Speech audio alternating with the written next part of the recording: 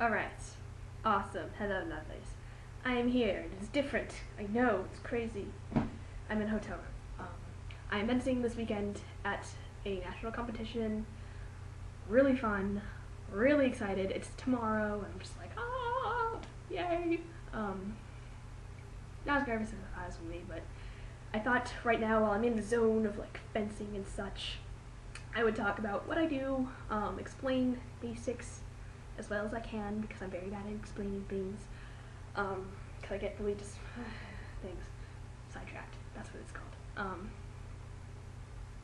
I redid my hair, and you can't see it because I forgot my camera and I'm using my webcam, so that's cool.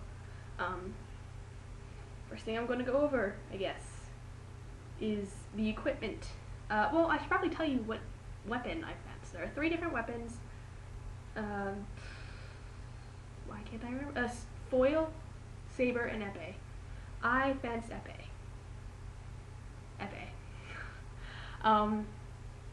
And it is the, if you look it up, it's kind of like, it has the heaviest weapon, which is why my muscles are like that.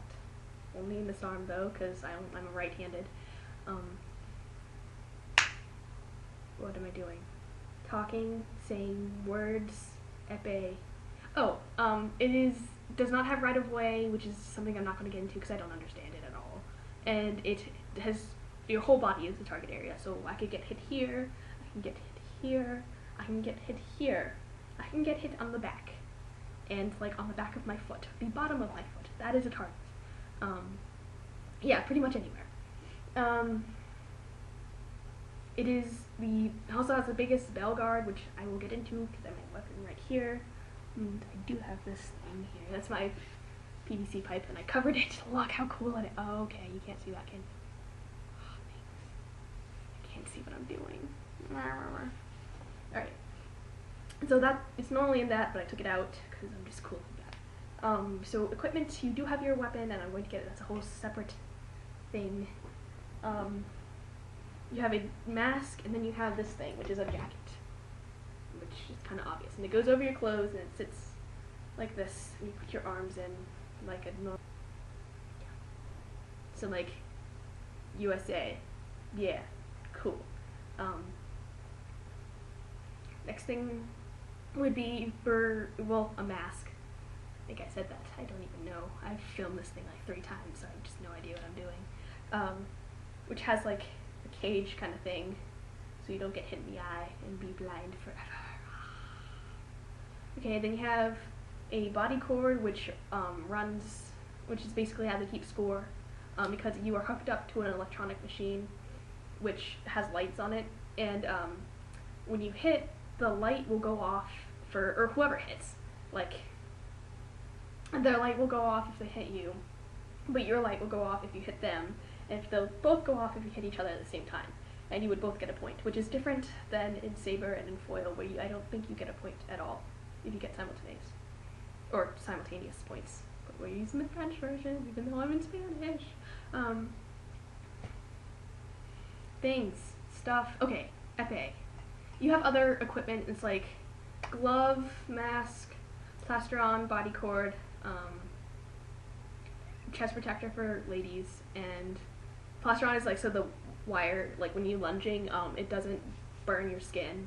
Not because it's hot, but like if you ever have a rug burn or whatever, it really hurts. You have pants. You have specialized pants called knickers, Knickers. Knickers. They're white. They go to your knees because they have to match this, otherwise you look really stupid. So I unfortunately can't fence in all black. Otherwise, I would. Trust me, I would. And then you have long socks, and mine are cool because I'm just awesome like that. The weapon. Okay. Try not to kill things in our hotel room so we don't get in trouble. This is the tip of the épée, or the weapon. In the little hole there, it has like screws that are really hard to see, and when you hit, it makes a noise. It like, can you hear the clicking? No, probably not. But yeah, that's how it registers. It like sends a current through a wire that is in this like groove that goes along the entire weapon that you can't see because this camera is so bad. Anyways, so it's this, and then it has the largest.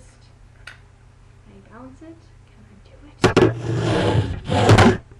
Okay, never mind. It has this thing called a bell guard. Oh, there we go. Bell guard, which is this, and you can basically use it to block things. And I can't really do too much because I'm going to hit my computer, but it is relatively long. It is just, I think it's like a 5, if you know what that means. It's like the length of the blade or something. Inside, there's a handle, and this is right-handed. She looks backwards. I am a righty. And then this is where your body cord would plug in. Okay. This is where your body cord would plug in, like right here, and because it has like these prongs and carries the current from your wire down the body cord through your whole entire jacket, out the back, into the machine where you hook up, and they're like, oh yes, yay, great job, you can hook up. And this is a K2, by the way, in case anyone cared, but you probably don't know what that is, because I don't know what it is. It's just the grip. That's like the grip style, I believe. It's my favorite kind, because I just enjoy it, and it just fits the best to my hand and my glove. Yeah, so you can, you know, wave it around, be all cool and stuff. So basically, when you are fencing épée or foil, because saber's a little bit different. You can slash in saber, which is like hitting flat, or like, but with it, because they have a magnetized jacket, and it's just complicated.